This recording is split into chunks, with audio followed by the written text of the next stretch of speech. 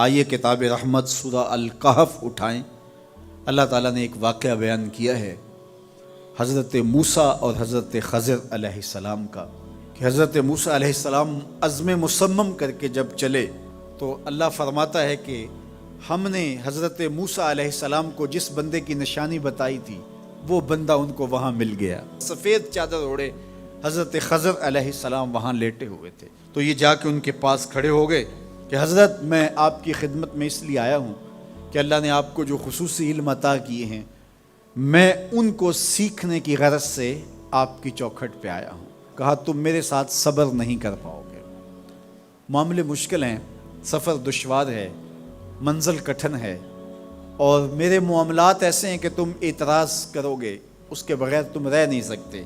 حضرت موسیٰ علیہ السلام نے کہا اگر اللہ نے چاہا تو آپ دیکھیں گے میں صبر کروں گا، اور آپ کے کسی حکم کی کسی کام کی میں نافرمانی نہیں کروں گا، کسی کام کا انکار نہیں کروں گا۔ کہا کہ اچھا شرط یہ ہے کہ جو میں کروں اس پر تم اعتراض نہیں کرو گے، سوال نہیں کرو گے، یہاں تک کہ میں خود ہی نہ بتاؤں۔ تو کہا کہ یہ شرط ٹھہری، میں کوئی بات نہیں کروں گا۔ فانطلقا، دونوں چل پڑے، دریا کے پار جانا تھا۔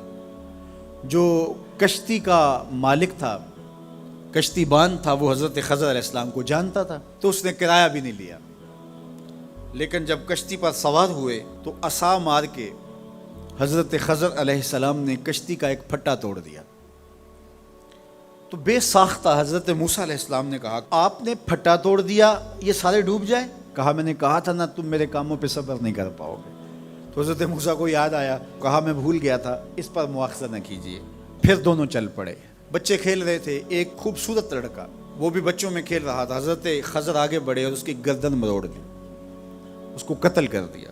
صاحب شریعت تھے حضرت موسیٰ علیہ السلام، نہ رہ سکے، پھر بول پڑے ایک جان کو بغیر کسی جان کے بدلے میں قتل کر دیا، اس نے گوایا کیا تھا ہمارا؟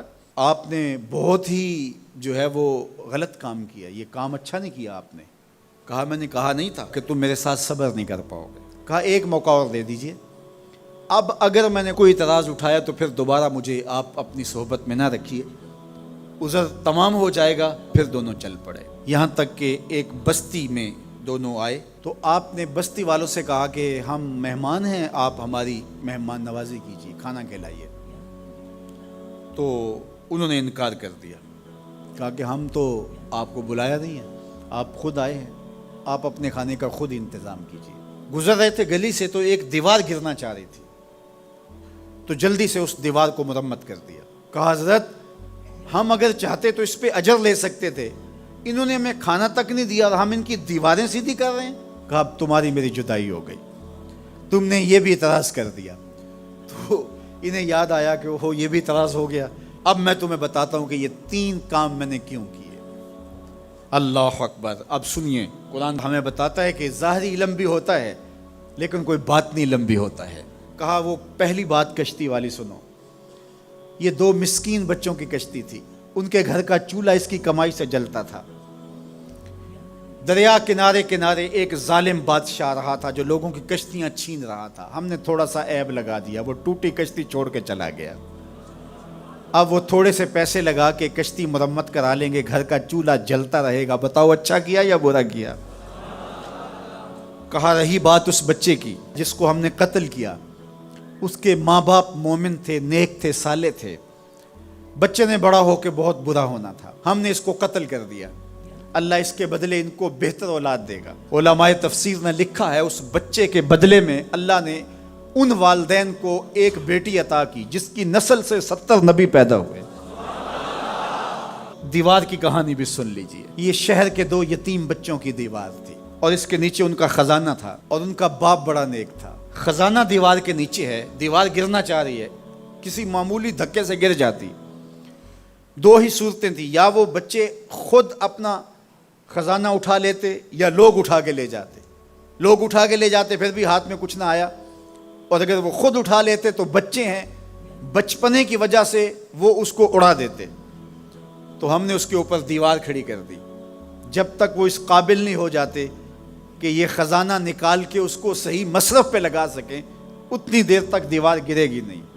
اللہ اکبر۔ وہ کسی وجہ سے دیوار قائم رہے گی، اور جب وہ اس عمر کو پہنچ جائیں گے جس عمر میں وہ اس خزانے کو سنبھال سکیں گے تو پھر دیوار خود بخود گر جائے گی اور یہ خزانہ نکال کر کے اپنے کام پہ لے آئیں گے۔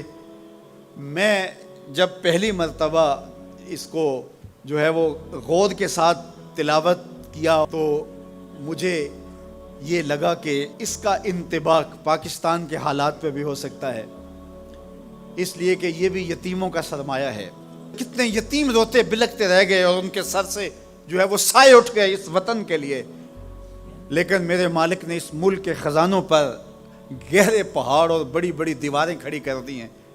جب تک یہ قوم بلوغت تک نہیں پہنچے گی اتنی دیر تک وہ خزانے ظاہر نہیں ہوں گے، اور جب یہ قوم اپنی بلوغت تک پہنچے گی، شعوری بلوغت، فکری بلوغت، علمی بلوغت، اور رب سے جو وعدہ کیا تھا پاکستان کا مطلب کیا، لا الہ الا اللہ، جب اس بلوغت تک یہ پہنچ جائے گی، اس وعدے کی تکمیل ہوگی، پھر رب دیوار ہٹا دے گا اور پاکستان کو اللہ اتنے خزانے دے گا اور پاکستان ایسا مالا مال ہوگا دنیا دیکھنے آئے گی انشاءاللہ۔